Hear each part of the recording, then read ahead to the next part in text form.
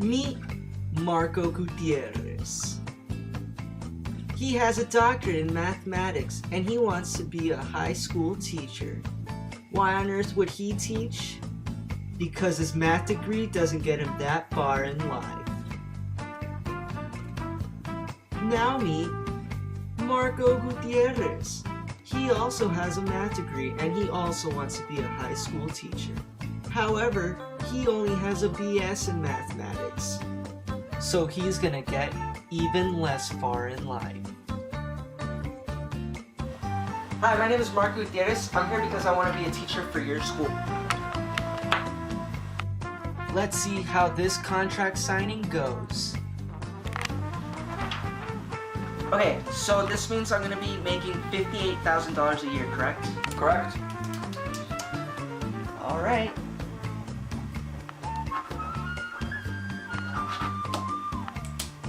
Dr. Gutierrez is being paid above average teacher salary. Okay, so this contract says I'm going to be making $25,000 a year? Yes, sir. All right. Well, something's better than nothing.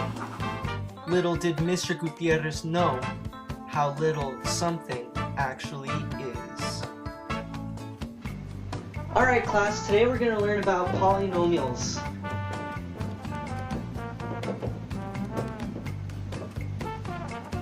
Dr. Gutierrez seems to be doing pretty outstanding in his class as the teacher.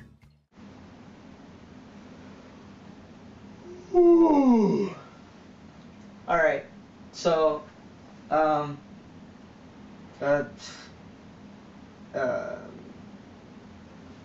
hey, Saul, what are we doing today? Mr. Gutierrez has no idea what his plans are for the day. He needs to ask a student. I don't know, you're the teacher.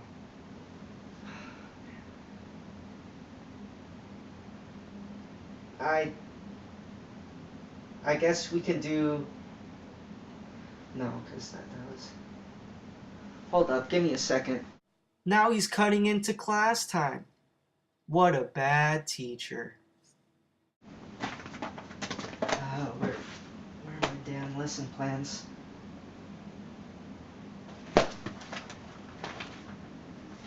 Oh, that's right.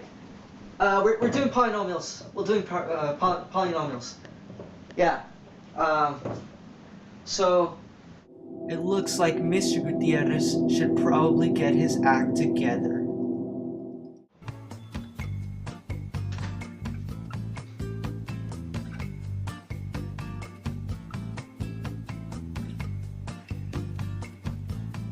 Dr. Gutierrez has found a great home for rent, fully furnished.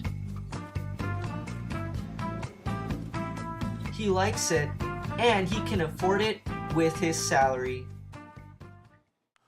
Mr. Gutierrez lives with his older sister in a one-bedroom apartment.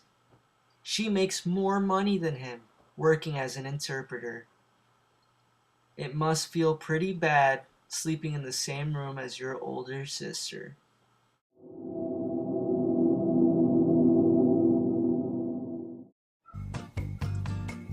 Dr. Gutierrez was able to purchase a semi-new Ford Focus.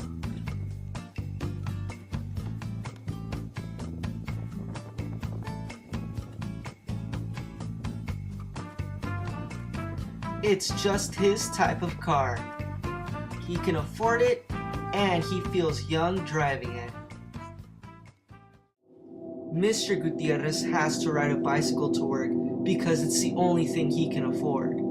The only problem is, it's his sister's bicycle. Now let's see how Dr. Gutierrez is in terms of punctuality. Alright class, I got all your tests graded right here. Line up and let's see who got the best score. Excellent work, Dr. Gutierrez. What about Mr. Gutierrez? Sorry I'm late, guys. I couldn't get your test graded because I was working overtime at my other job last night, so you guys are gonna have to get them later. Mr. Gutierrez wasn't lying. He had gotten a job in a Mexican restaurant.